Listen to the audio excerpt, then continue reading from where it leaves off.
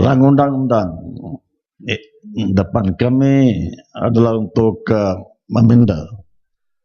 memenda kanun keseksaan. Ada beberapa pasal dalam rang undang-undang ini. 33 yang ada. Tapi apa yang penting, Tuan Speaker, adalah ini.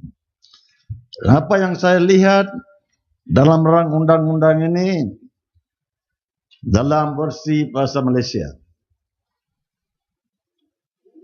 apa yang dimasukkan, apa yang dipindah kepada kanun keseksaan semua adalah dalam bahasa Inggeris.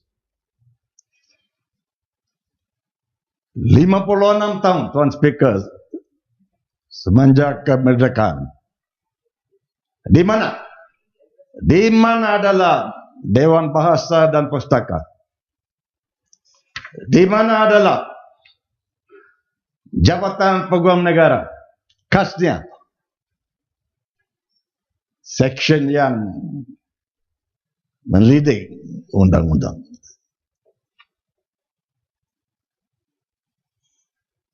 Dalam satu kes, Tuan Speaker, Dr. Mahathir Mohamad lawan Anwar Ibrahim.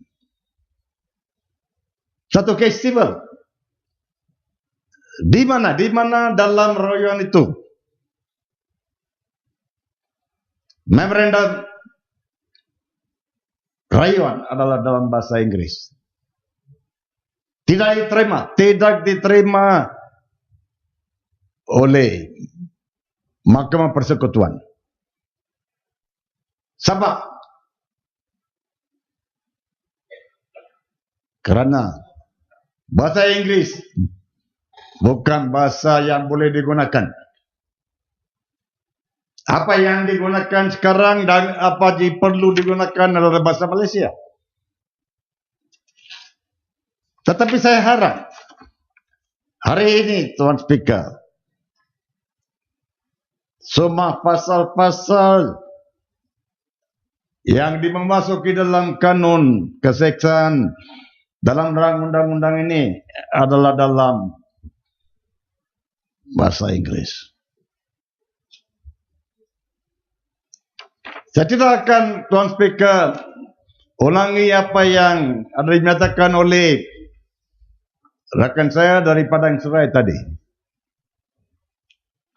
Luas pengujian beliau dan saya bersetuju dengan apa yang dinyatakan oleh rakan saya dari Padang Serai. Tetapi, Tuan Speaker, ada dua pasal yang penting dalam rang undang-undang depan kami petang ini. Dan itu adalah, Tuan Speaker, di muka surat 8 versi bahasa Malaysia rang undang-undang. Section baru 326A. Kanun dipindah dengan memasukkan selepas Section 326 section yang berikut. Dan adalah dalam bahasa Inggris. Tidak ada terjemah dalam bahasa Malaysia. Saya baca apa yang ada dalam bahasa Inggris. Punishment for causing hurt by spouse. Whoever during the subsistence of a valid marriage causes hurt to his spouse and commits an offence under section 323, 324, 325, 326, 334 and 335 shall be punished with imprisonment for a term of twice as long as the maximum term for which he would have been liable on conviction for the offence under the relevant section. Unquote. Dan section baru 352A. Kanun dipindah dengan memasuki selepas section 352 section yang berikut. Punishment for using criminal force by spouse. Whoever during the subsistence of a valid marriage assaults or uses criminal force on his spouse shall be punished with imprisonment for a term which may extend to 6 months or with a fine which may extend to 2,000 ringgit or with both. Unquote. Tuan Speaker, saya mengalu-alukan dua seksyen ini yang akan selepas undang-undang ini dilulus dimasuki dalam kanun keseksaan. Baru-baru ini Tuan Speaker, di Pulau Pinang, di seberang perai, dan ini ada ditayang Tuan Speaker di YouTube. Seorang bernama Muhammad Effendi Ismail, seorang pegawai kerajaan yang ditempatkan di Jalan Tod di Jabatan Veterinary. Dan insiden ini berlaku Tuan Speaker di Hospital KPJ seberang perai. Apa yang ada ditunjukkan dalam YouTube adalah perbuatan kejam yang dilakukan oleh Muhammad Effendi Ismail ke atas isteri beliau.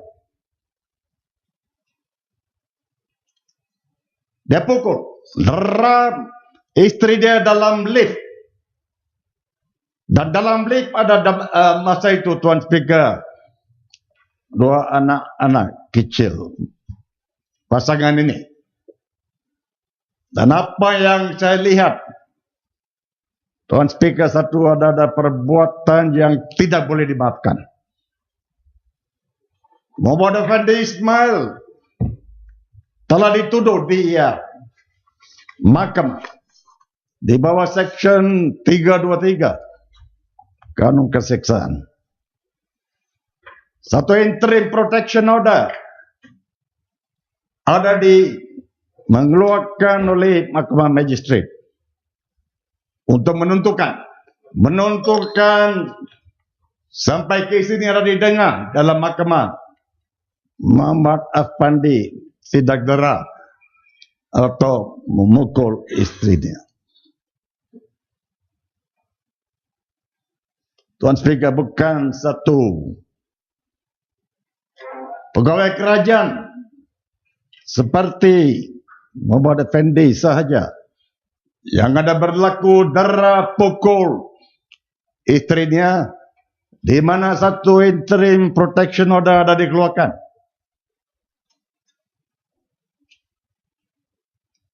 Di Pulau Pinang, Tuan Speaker, dan ini bukan hak kepada orang bawahan, orang atasan, termasuk peguam. Di Pulau Pinang, seorang peguam Ranjit Singh Dillon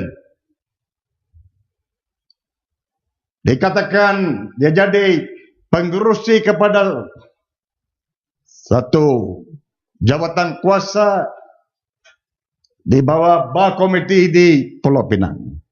Jabatan kuasa untuk jaga jenayah. Ranjit Singh Dillon ini, Tuan Speaker, ada memukul dera istrinya. Memukul dia sampai, Tuan Speaker, cracked her jaw dengan izin. Orang ini, Tuan Speaker, dah hantam Majlis Peguam, hantam pembangkang kasnya. Celaka ini ada motif untuk dapat hadiah daripada kerajaan. Dan Tuan Speaker, jika kami di sini lihat seksyen itu, Seksyen 326A, Dan apa yang perkataan yang digunakan dalam 326 Tuan Speaker adalah dalam bahasa Inggris, whoever causes hurt to his spouse. Perkataan his spouse itu bermakna seorang lelaki sahaja. His refers to a male person. Kenapa Tuan Speaker istri tidak dimasukkan dalam section ini? Apa yang harus diadakan adalah Tuan Speaker, whoever causes her to his or her spouse. Ada banyak Tuan Speaker istri-istri yang ganas. Tidak boleh dinafikan.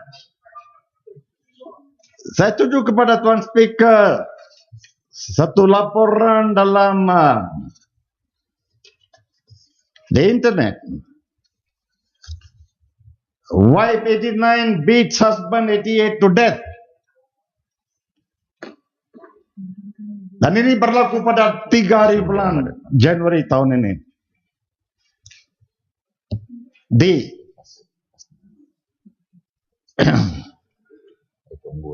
Amerika. Made Lulu Buck.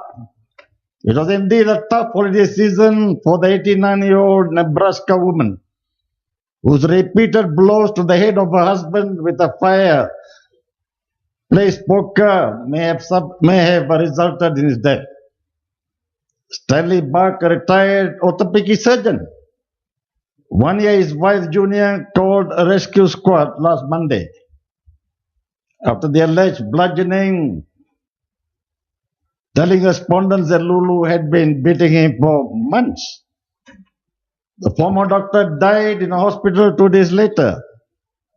Lulu Buck, possibly suffering from dementia or Alzheimer's disease, was charged with first-degree assault and use of a weapon to commit felony.